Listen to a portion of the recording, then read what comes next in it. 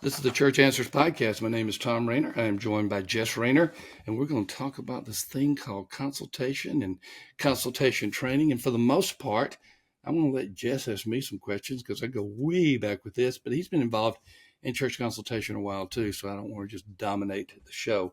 But hey, before we get going, you heard the introduction of Cheney and Associates at the beginning of this podcast.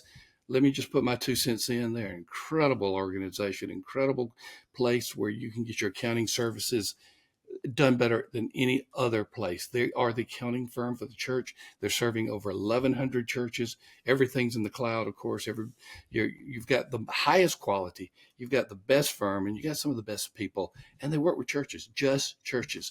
So go to CheneyAssociates.com or look in the show notes and click on that link. And if you happen to talk to my good friend Steve Cheney, tell him Church Answers has sent you, or with whomever you are speaking. All right, Jess, I guess because I have done so many consultations that go all the way back to your third birthday, there's really no known memory for you where I was not doing a church consultation. You were born in 85. I did my first consultation in 88. Mm-hmm.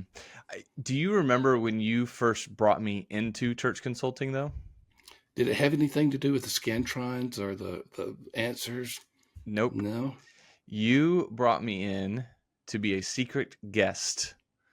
Wow. Do you remember when? No. And do you remember where? No. Okay. Usually you have new stories for me, and this isn't really a story. This is just a quick little tidbit. I had just gotten my driver's license. We were living in Louisville, Kentucky at the time.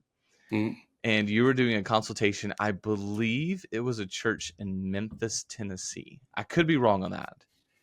But you, as soon as I got my driver's license, you said, "Hey, Jess, I need you to go be a secret guest." And you sent me to Memphis, Tennessee. I'm pretty sure it may have been, it was about that distance. And I drove there, new license, to be a secret guest for one of your consultations. Do you remember that at all? I don't. It reeks of stupidity for me to send you from Louisville to Memphis. Yeah, and maybe I'm getting some wires crossed in there, but I remember going. I think it was believed to Memphis to be a secret guest, and it was a highly established church, and I'd still remember today that tile floors. I had it's vivid in my memory of how maybe they're not telling the story exactly right, but that's how I got involved in church consulting, and I have been a part of it ever since in different ways, in different capacities.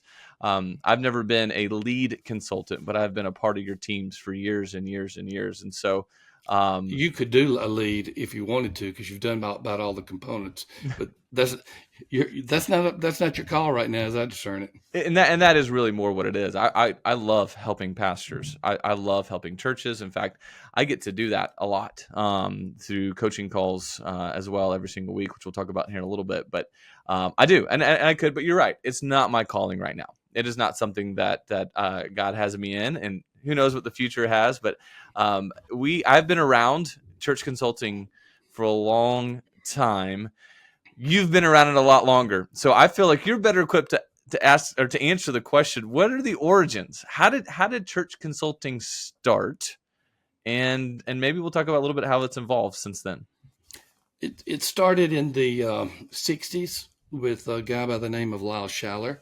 Now, you could argue that there was church consultation before that, because in the classic sense, if you're helping a church in some area, whether it's education or back then Sunday school or worship, you're a consultant. But the name consultant became a common verbiage, particularly in mainline churches, in the 1960s with a guy by the name of Lyle Schaller. Lyle Schaller, I believe from Illinois, the home state of your wife, I believe from Illinois, maybe Napierville, but I may have my facts wrong. Prolific author, wrote over 100 books. He was the master of the run-on sentence. He didn't know where comma or period should be, and it didn't look like, and he didn't want his publisher to do too much editing of it. That's just the way he wanted to write. And he was a city planner, and in that regard, he started using some of his city planner skills to help his church. And then another church said, "Oh, I heard that Lyle Schaller helped you, and can you help me?" And one led to another. And that's how the world of church consultation as we know it today started. Again, classic church consultation in the sense where you don't have to use that word, just helping a church and helping church leaders has been around since there were churches. So So it was, I know Lyle Shallow wrote the Interventionist. I think is the title. So that's his book on church consultation. right, right. Did so was he a lead? Was he a pastor and a city planner? He No, was just a city planner. Interesting. he was never on a church staff. I did not Never. know that. You And wouldn't have known that based off his writings. At least but he I went didn't. into one church after another. He was brilliant. He absorbed things, and gosh, yes, I don't hold me to this because I don't have the dates, but I think he did consultation for over 40 years, and he was just in high demand. Hmm. Our careers overlapped. He was very sick at the time. We didn't know it, but at the time he was dying, and he asked me to take a gig for him. He said, "I just don't miss speaking engagements." And he said, "I know that they will like you." And he said, because we're somewhat on the same page. He's a little gruffer, more gruff than that. He had a gruff personality, but essentially he said, "Tom, I know that they will like you." And so I went in his place, and basically I got introduced to a denomination that I had never done anything for, that opened the door for some other things. But we did not Hmm. overlap that much because he would be doing an assignment and I'd be doing an assignment. Every now and then we'd overlap on speaking engagements. Okay. So you said 1960s. I mean, when you think historically, that is a It is. recent phenomenon. I don't know if you would call it phenomenon, but it's a recent development in the life of churches that there's someone coming from the outside, specifically looking at the health of the organization and helping identify maybe some potential problems or some potential opportunities that they have. There were two things that preceded that really were consultation too. One was stewardship, raising money, helping churches know how to raise money. That's a form of consultation. And the other was design build firms, helping them know about their facilities. So in that sense, there was other things that were going on. I mentioned to you education and others, but as far as the field of church consultation, it was Lyle Schaller. Okay. Okay. So the origins of church consulting is fairly new, Mm-hmm. but it has shifted pretty quickly, and now we're seeing church consultants being trained. So you had these Lyle Shallers of the world who just naturally could be problem solvers, and we're finding out ways to help churches. But now we're seeing a new trend where church consultants are being trained to do this. So talk a little bit about that. Tell me, you love trends. So we're on a trend, and there's going to be one more trend after this. But talk to us about that trend. Well, that one started with me in Louisville, Kentucky. And I Sounds like started in me too. in some ways, yes. I don't Can I remember take if you, credit? I don't remember if you went to any of the training sessions because they were live of Association of Church Consultants. I don't remember the name of the company I created, but I created it in Louisville because I saw that there was this blue ocean opportunity to train more people in a field that had scarcity of people. That we Mm-hmm. needed more people trained. And so I started an organization. I think it still exists today. And it trained consultants. I brought Chuck Lawless on, John Ewart, and some other names that you would know. And we held the sessions live. I was dean at Southern Seminary, so I did some of them at Southern, and I did some of them at a office place right near where you live, near Oldham County, Jefferson County line. Okay. So that's the first church consultation training. And as I was getting ready to leave Lifeway, I introduced it again because I had stopped to lead Lifeway. And so as I Right. was introducing another one, training that was almost all digital except for the mentoring part, which you're going to tell us about, Yep. which was called Church Consultation University. Mm-hmm. And since then, we've had different types of specialties under church consultation. I won't get into all those, but that's the training as I know it. It introduced a whole industry that was like this. Some specialized, some Yeah. generalized. There's a lot of training going on for people to help churches these days. Yeah. I and we're going to talk about this here in a minute, but I had the privilege of doing some coaching calls in connection to connection consulting. one of the things that often comes up in our conversations, and I don't know if I've ever told you this, is I talk about your heart. You have a heart for the local church. You have a heart for Ephesians 4:12, equipping the saints to do the work of ministry. And while this is dealing with the local church, and Ephesians 4:12 is within the local church, that's your heart behind it. That's your heartbeat behind it. Is you see trends. God has equipped you to see trends that other people just can't see. And you're right most of the time, not all the time. You're right Not all most of the time. Yeah. But you saw this trend a long time ago where churches were not healthy. Churches were becoming unhealthy quickly, and churches were declining, churches were dying, churches were plateauing, and you saw the need, but also you realized your limitations to where you could not impact all these churches. And even taking a step even farther back from that, you look at church answers, you look at everything you're doing, it is that heartbeat to see churches become healthy again. And so this was an aspect that I've watched over the years where you wanted to help other churches get healthy. And so that is your absolute heartbeat. And so it's kind of neat to think about seeing that today and how this industry has grown. And I my guess is you probably had no idea at the time exactly what you're starting. You're just like, hey, we need to do this. Like Oh gosh, I didn't have a clarity of that kind of vision where we could see all these trained consultants and we could see these new ideas and ways to help the church. Didn't even know the digital world, until the early to mid 90s. So, and so at its core, church consulting is helping churches. Being trained to be a church consultant is to help churches, to help pastors. Right. Before I mentioned there's a third trend we'll get to in a minute, but before we do that, biblically speaking, we talk about the origins of church planning. There's a biblical aspect to this as well. What do you see in terms of biblically a biblical basis for church consulting? Because in some ways you can't take credit. It does go back to the Bible a little bit. It does. It does. One example is the Apostle Paul, and he went from church to church helping churches. His was called a missionary, and that indeed was what he was. But hey, he had specialties. He helped get money to the Jerusalem church. He was helping fund a church. So he was doing stewardship back when we didn't even know what stewardship was. He dealt with conflict issues in the church. He dealt with missions and evangelism in the church. He dealt with core theological and biblical issues and where there was heresy.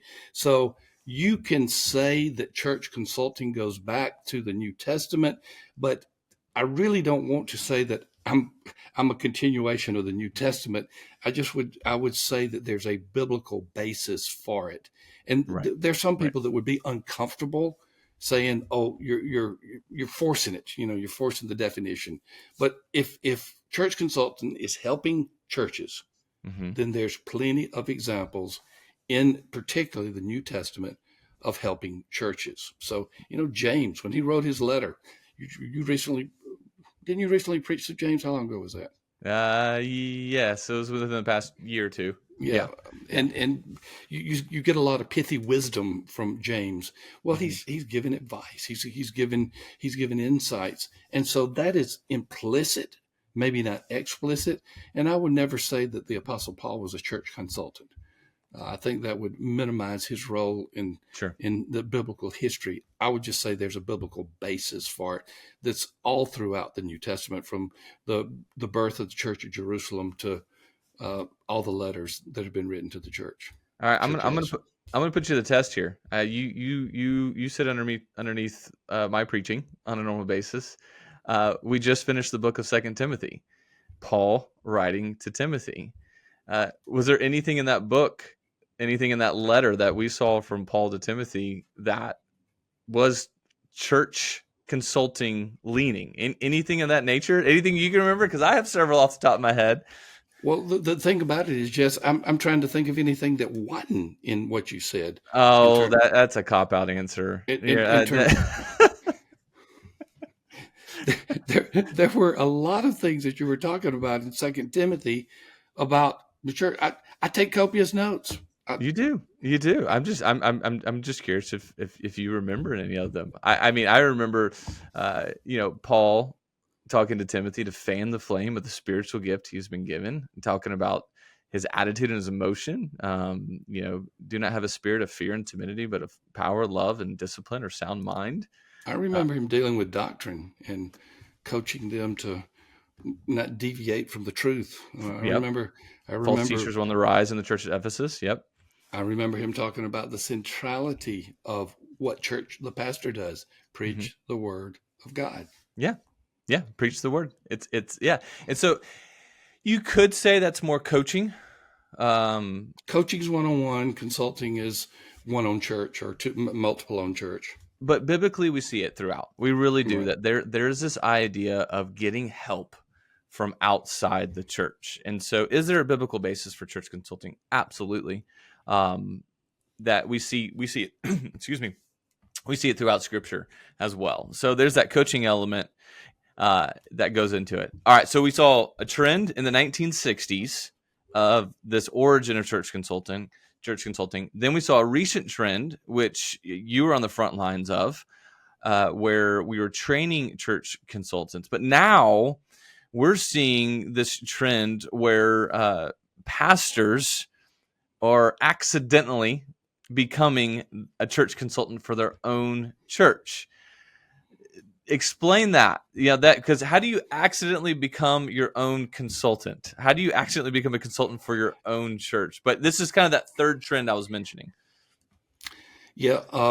First of all, many of these people go through our Church Consultation University because they want to help other churches. And they start taking the training, and usually, I'd say typical, if someone goes at a good speed, they'll finish in 4 to 6 months. And it's all virtual except for the coaching, and you're a part of that coaching. So they start looking at that and they say, well, that's my church. I need to do that in my church. And they start looking at ways to help other churches. And as a result, they find, I can use that to help my church. Yeah. And let me tell you the one that is the fastest growth. Okay.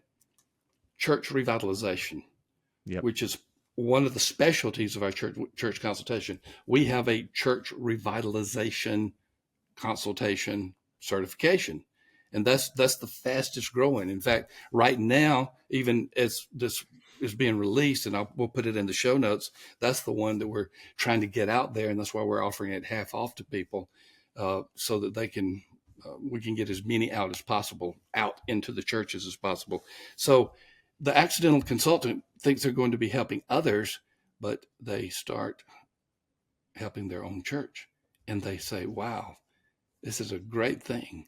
And I was an accidental consultant for another church. Somebody called me up in 1988 and said, hey, I heard you got a PhD in evangelism. Will you come help my church? And I said, what does that mean? And he said, just see if you can find anything. I'm not going to give the whole story. But the bottom line was I worked with him for a couple of weeks and got a check in the mail for $500. This is huge. Yep. I said, what's that for? He said, well, for the consulting work you did. I said, what's that? Anyway, it's another story into itself. Yeah. And I'm seeing it too. And in here just a minute, we'll talk about some of the pastors and church leaders that I get to have calls with, and just some observational things I've seen. But it really is, when we're doing through Church Answers, when we're training church consultants through our certification, what we're giving are all these tools. I mean, absolutely, these tools teaching you how to do secret guest surveys, teaching you how to do congregational surveys, teaching you how to deliver a comprehensive report, looking at website, finances, facilities, all these different things. It's like the light bulbs start going off. And it's like, oh my goodness, I didn't think about that. I didn't think about, and then all of a sudden you can, in a lot of the conversations I'm having, it's like, well, I could do that for my church too. And so it's so incredible to see just the resources that we provide through the certification that transform the church leader, that then transforms their church, that then they go, hey, this actually works. There's no silver bullets. We know that. But they're able to contextually take some of these tools and apply it to their church and find what works, and then go, hey, let me help your church. And honestly, that's some of the best stories that we're seeing. And that, I think other pastors relate to that. Anytime I have a fellow pastor around here that's like, hey, this is working for us. I'm like, well, tell me about it. I want to learn. Like, maybe even though we're in the same community, maybe it'll work contextually in my local church, maybe it won't, but I want to hear about it. That's what we're seeing, where pastors are beginning to really just go, oh my goodness, I need this for my church as well. Well, ironically, in one of the earlier graduates of Church Consultation University mentioned this to me. A friend we have in Canada. He was our first non-U.S. graduate, Okay. and he said, "You know what? I thought this training was a little pricey." He said, "Then I realized it's a lot cheaper than getting a consultant to come help your church." he said, "I could do this again and again." That's brilliant. Yeah, if you Yes, can think of it, your return on investment is is yes. is, is a lot higher that way. So yeah, that's good. Well, we're about the midway point, and I think this is a good time to thank somebody for this podcast. I always thank Cheney and Associates for being our sponsor. They are the accounting firm for the church. If you heard me at the beginning, they have over 1,100 church clients. That's all they do. That is their specialty. Let them do all your bookkeeping, all your accounting. Let them do everything for you. When it's all said and done, you'll have the most capable, the most consistent, and the person who really understands the church better than anybody else in the field of accounting, and that is Steve Cheney and his firm, large firm, Cheney and Associates. He's a form of consultant, if you will. He Yeah, helps them to help with their finances. So yeah. it flows right with this. Though we don't train people how to be CPAs in our certification. And that's one thing you absolutely you never need to do. So we know that. Yes. So one of the things that you designed when you were creating this training, through becoming a certified church consultant, is you decided to incorporate mentoring and coaching calls as a part of this training. When you really think about it, you don't have to, but you chose to. What was the why behind it? That's one of the things I get to do is I get to help other future church consultants be trained, and I have these mentoring, coaching. I call them cheerleading calls at times, depending Yes, on the for sure. relationship. Honestly, sometimes it's just like, hey, you need a big dose of encouragement. Why did you decide to add that element into it? I knew that true training and certification would not be complete with just a digital component. I knew that everybody would have their own unique questions, their own unique perspectives, and that could not be accomplished just by punch a button and watch this course. The courses are going to cover 80 to 90% of what a consultant will need to know. But that consultant is going to come up with a question or a contextual issue that is different, that is not in the material, and it like they may need some personal help and encouragement, like you said as well. Right. And so we built in that component to it, and quite frankly, it is the strength of the program. And I've heard again and again, there's a debate going on because you and your older brother are both talking to these people about which one is better, and I'll let y'all resolve that. But I get all kind of great feedback about the mentoring part of it that y'all do at the midpoint and then at the end. Yeah, and there's a good healthy competition between my brother and I about who can be the better coach.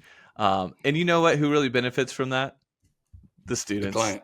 the client, the ones who are going through the course, because we're always trying to one up each other. So we have a there's just that brotherly competition that we have. So we could. Well, let me tell you what y'all done, and we've got more people that talk to the clients than just the two of you, but y'all do a lot of them. What we have done is we've listened to y'all, and as you talk to these pastors and others who are going through this training, and you're saying, what they say they really need is fill in the blank, Mm-hmm. and that's caused us to develop some of the things that we do today. As a result of it, it's caused us to go in some certain directions. We didn't plan it that way so that they would be consulting us and telling us what was needed, but it's been a big benefit to Church Answers and to me personally. Yeah. And I've learned a lot. I really have, through those coaching calls. It's been something that I really enjoy. I look forward to it every week. Almost every week, I get to jump on a call with the ministry leader. In fact, this morning I had a wonderful call with a pastor out in Oregon, just talking about what it means to become a church consultant, and some of the things I've learned through this. Just briefly through these, just to give a few. Even today, this was one that I was just kind of like, yeah. He said, it's not as complicated as I thought it would be. There's a simplicity.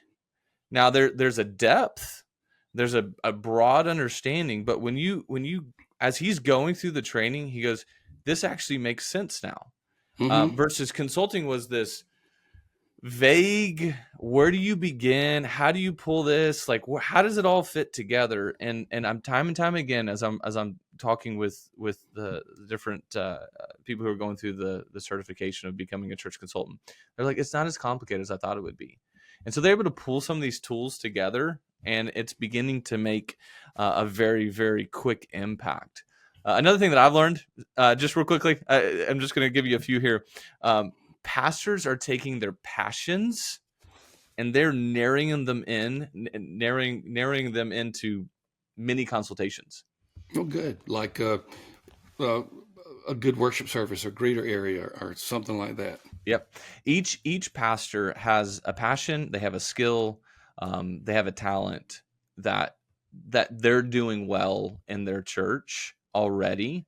And so what's happening is they're taking that, coupled with the tools and the training that they receive through the certification church consulting, and they're basically making these mini consultations, and we're seeing a lot of positive effects from that, because it takes this overarching, like, how do I jump into it, like how do I begin to become a church consultant, and we talk about that as well. We give them a pathway forward, but that's what we're seeing more and more is this specialty type mini consultations, and a lot of church leaders are going, I can do that. It doesn't feel as overwhelming, and so they're saying, okay, this isn't as complicated. I can take a specialty. I can make this a mini consultation.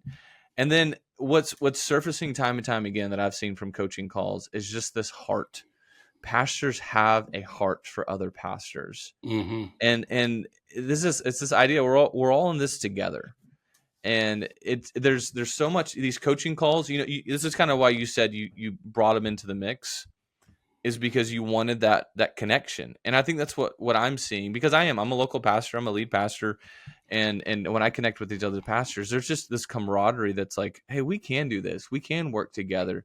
And that heartbeat of why you established it, that heartbeat of why you brought coaches into it, that's what I'm seeing. And what that's causing as well is a shift towards coaching. Yeah. And And once again, coaching is person to person, whereas consulting is person to institution. uh-huh. And so a lot of the calls I have, we talk about just as much consulting as we do coaching. In fact, today the call was 25% talking about, well, how do I do coaching? And even though we didn't address that specifically in the content, that's what you get. That's what you get when you go through this certification, is you get these interactive coaches. We get 2 calls to where we can really begin to map out some of these ideas. So anyway, that I interjected a little bit, and some of the things I've learned. You need as to interject well. because that's a vital portion of the training. And I wish we did more, but if we did more, then we could not keep it in the affordability range. The more Right. you have to do in person, the more expensive it is. So we're trying to balance those two. Yep. So we talked about some things that you have implemented through training consultants. There was a key factor that was missing over the years, but you've chose to address it. What is that key factor, and why did you choose to address it? Well, the key factor was evangelism, or the context of the Great Commission as evangelism. Some people say it's making disciples. Is it evangelism? Well, I just want to assure you that they have to be converted before you can make them more mature in Christ. So the evangelistic aspect, Schaller was not strong in that area. I think in his heart it was implied, but he was, that was not one of his heartbeat areas. I rarely recall him mentioning it before. He would talk about outreach, and he'd talk about talking to people about coming to the church, but in terms of sharing how Christ changes our lives, how you repent of sin, place your faith in Christ, that was not a part of it. And so it was a big missing piece. And I wanted to introduce that into church consulting, because I don't think you can really help a church unless you're helping them to know how to best reach people with the gospel. And just there's some churches where I feel like I and Church Answers and others have helped churches, but I also feel like it's the area where we still have the greatest gap. And I'm still concerned that, especially in the U.S., that we're not seeing that happen. And there's so many things I can talk about. And one of the areas that I see with pastors, and I'm just going to go off on this for a moment, is they get so busy doing good things, they forget the greatest thing, which is the Great Commission. And they work hard, they do so much, but somehow that gets pushed out. It's kind of like you're busy providing for your family, but you're not giving your family time. Yeah. And this, you're doing something good, but you're not doing the main thing. And evangelism is missing as a key element still in many churches today. I wish I could say that we've helped so much that it has turned the tide in American churches. It has not. It's got a long way to go. And I guess ultimately only God can make that turn. It's not a human-centered thing. I can just be an instrument and a vessel to encourage people to move in that direction, encourage churches. Yeah, it's absolutely needed. I mean, this is why too we have the revitalization course. That's, you want to talk about an underlying factor of why churches is needing revitalization, is because they're not living out the Great Commission. We call it the Great Omission. And so, as a consultant, if you're thinking about jumping in and becoming a consultant, you're going to be dealing with church revitalization, and that's got to have evangelism. I've yet to hear a church that says, "Hey, we baptized 30 people last year, yet we're dying." Mm-hmm. It just doesn't exist. Maybe it's out there, but I've not heard of it. And so evangelism has to be a priority. And so I love it. You have had a heart for sharing Christ, for sharing the gospel. As an introvert. Yeah, as an introvert. I mean, you've written books on it, and you do it, you live it. And so you're not just someone who writes about it; you actually live it as well. And so, if you're listening to this, I mean, you're just, the things that we provide through this revitalization course and through the sort of consulting course. It's a heartbeat. It's a heartbeat of what we do and why we do, because we want to see healthy churches and we want to see God's kingdom grow.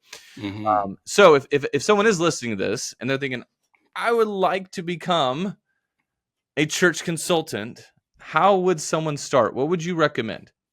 Well, if you want to put your toe in the water and just see where the need is, you could just read two books. And of course, I'm going to recommend two of my books, but that doesn't mean that this is the only books that you could read.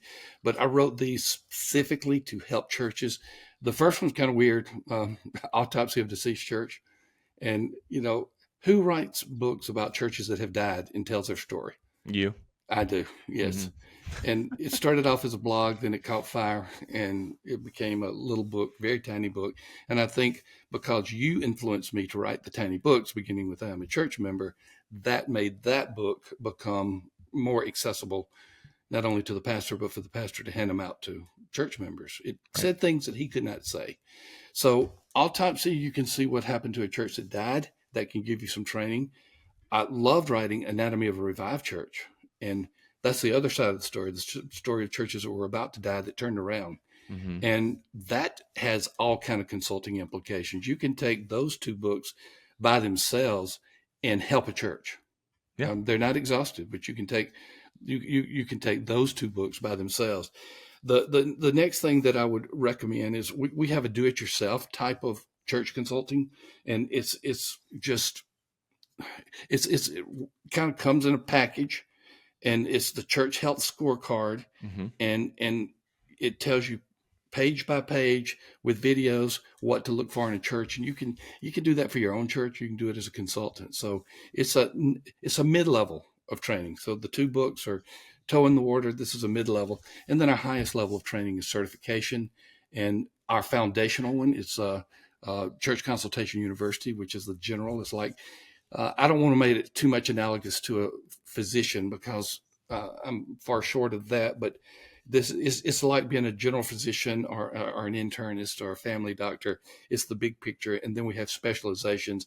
And I mentioned the one that we currently are offering to get as many out there as possible at half off is revitalization certification. So a couple of books, then Church Health Scorecard, and then certification. That's one path that they can go, and they can stop at any point depending upon what they want to invest in their ministry. Yeah. Yeah. And those are great. I like, beginning, middle, high end. However, I messed up the analogy there. I think I crossed some wires there. But yeah, you think about it. Just take a step. I think we're talking about church leaders who have become their own church consultant with great success. I think sometimes it's just a desire to take a step forward, to get out of the routine, to do something a little bit different. Um, and it could be reading a book, it could be taking in a resource, it could be going through the whole training. Do you think that this trend is going to continue? We're talking about church leaders who have become their own church consultant with great success. Do you think this trend is going to continue, and why? I do think the linear trend is going to continue, which I mean, there will be more, then there will be more, then there will be more. Do I think the multiplier effect is taking place yet? No, Okay. no. I think we have not arrived at that point. The pastor that wants to invest in learning how to be a consultant, ultimately to help his own church, is not the norm. It is still the exception. Hmm. I hope we're having more, but again, we're adding it arithmetically, not through multiplication, certainly not exponentially. And so I think it'll continue, but I see no trend taking place where we're going to have an explosion of self trained or helped uh, consultants for their own churches. I wish we would, because every time a pastor does that, it's like there are two things that happen when a pastor does this. Number one, eyes open. It's Hmm. like seeing something that you have not seen, or you could not have seen, and so your eyes open to possibilities that were not there, or problems that you did not see. And the second thing it does, it establishes priorities. Every pastor has priorities. Some like to spend 30 hours a week in sermon prep. Some love pastoral care. Some love to do counseling. And every pastor has an area that is close to what it's his how he is wired. Hmm. What this does is it says, okay, you have to do those things, but if you're not doing this, your church is going to suffer. If you're not doing this, your church is going to suffer. And it's going to point to you those priorities that you need to do, because I rarely go to a church, yes, where I think the pastor's a lazy bum. There are few, but they usually don't call us for a consultation because they know they're lazy bums, and we discover that they are. So that is just rare. The churches I go to, most of the pastors want to do something. They want to make a difference for the kingdom. They want to make a difference for their community. Hmm. They just need a little encouragement, which you provide, and some instruction, which the courses provide, and they are then on their way. Is it a magical turnaround? Is it a silver bullet? No, but it's a process that begins pointing you in the right direction and giving you the priorities that you need to have. And that's why when someone comes to Church Consultation University or Revitalized Certification and they say, I'm going to take this to help my church, I'm thrilled. But I'm also Right. thrilled when they say I'm going to be a consultant. And as they're training, they say, I can use this for my own church. Either way, they end up helping the local church. So I get excited when that happens.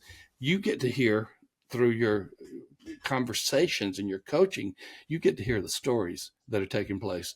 And you share with me a lot of those stories. You've introduced me to a lot of people. Here's another trend that I see taking place. More and more denominational and network leaders are seeing themselves as consultants more than bureaucrats or office managers. Yep. And you have introduced me to some. You Yep. introduced me to Chris with Cumberland Presbyterian. We've met Eddie with Free Will Baptist. We've met a lot of the Global Methodists and Texas Baptists. I could go on and on and on. But they're seeing their roles change. As my primary role is to help the churches hands-on in a way, and not just to be this office leader far away who is removed. That's been kind of encouraging too. Yeah, and not just creating resources, but actually creating training. Right. I think that's a major difference we're seeing as well. You mentioned that will the linear aspect continue? Yes. I hope though we see more people jump into this line that's taking place of training, because we do need the multiplication. It's Yes. got to happen. It's got to happen. The church is losing ground. I mean, I'm looking at it from a U.S. perspective. The church is losing ground so fast, and I do think if you're in a denominational, role in any capacity, this would be top priority for me. Because if I'm leading other churches and they're dying off, what does that mean for me? And it's a little bit self-preservation. I get that, but there's also a kingdom mindset of like, what does it mean for the kingdom? There's this, hey, I've got to help those churches that I'm in a role to help. So I do hope this trend continues. If you're a church leader, if you're a pastor and you're listening to this, I hope you jump in and get that extra training. As we mentioned earlier, it's cheaper than bringing in an outside consultant. It is. But you also are trained for a lot longer. Like when you go through this and you learn how to begin to delegate and train others and equip others in your church. In fact, I had a meeting last night with my elder team, and I said, hey, I need you guys to help me train other people in the church. Like we've got to look at operationally how we're operating. I can only do so much. And I wrote down on the paper, here's all the people that I'm overseeing from paid to non-paid. And I'm like, we've got to change this up because we keep hitting roadblocks. If you can kind of have that mindset and go into your church and begin to help, you're going to see some great results. We need it. The churches need it. I know God's plan will never be thwarted. But I am ready to see more of his plan take shape. So any kind of maybe some closing thoughts here as we look at church consulting, pastors who are becoming their own consultants in their own church. We're seeing great success. Any other final closing thoughts? Let's close with a story. It started with you and a guy by the name of Chris. And Chris is a denominational leader at a very small denomination called Cumberland Presbyterian. You got to know him and you said, Dad, I think you need to talk to him because I think there's some possibilities through his role as a denominational leader where we can help him to help his churches. And as a result of that, he ended up applying. His denomination applied for a grant. I believe it was Lilly, but I'm not sure. But he applied for a grant. And they took that grant and they took some of those funds and got certification training for their leaders, then their pastors. And it was just like, oh man, this thing really works. He got himself trained, he got other denominational leaders trained, but he got the church members trained as well. I don't have the rest of the story on Cumberland Presbyterian, but I know this. You and I recently met with several of the leaders and the pastors in Franklin, Tennessee, not the churches in Franklin, but we met in Franklin, Tennessee in person. And I saw a lot of possibility and I saw a lot of hope in that group. So that's a story where it may, if we have more of those, it doesn't become linear as much, it becomes multiplying because we're helping Chris, but Chris is helping the churches. And if we can have more like that, that'll be great. And what it's doing is creating common language. It's creating common goals. And so now as they're talking about what does it mean to grow? What does it mean to reach? And so they're using this different language, this different mindset that all these leaders are coming in, and it's having a cascading effect down to other churches. And as it's become a culture shift. And again, I'm not internally, but from my outside observations, that's what I'm seeing happen. And that's what we need. We need to get back to the basics: discipleship, evangelism.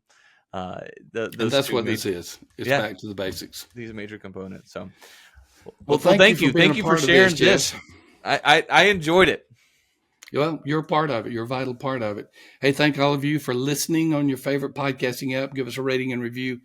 For those of you who are at our YouTube channel, we're just beginning to really start to grow that. If you can subscribe to it, we would love for you to do that. Give us a thumbs up and like it. And just get the word out about our YouTube podcast because we want to keep on providing this type of information, this type of guidance on an ongoing basis, both audio and video. And for all of you who are part of the Church Answers family and the Church Answers podcast, thank you for being here. We will see you as we say goodbye through Cheney, our great sponsor, and you'll hear about them in the close. See you later.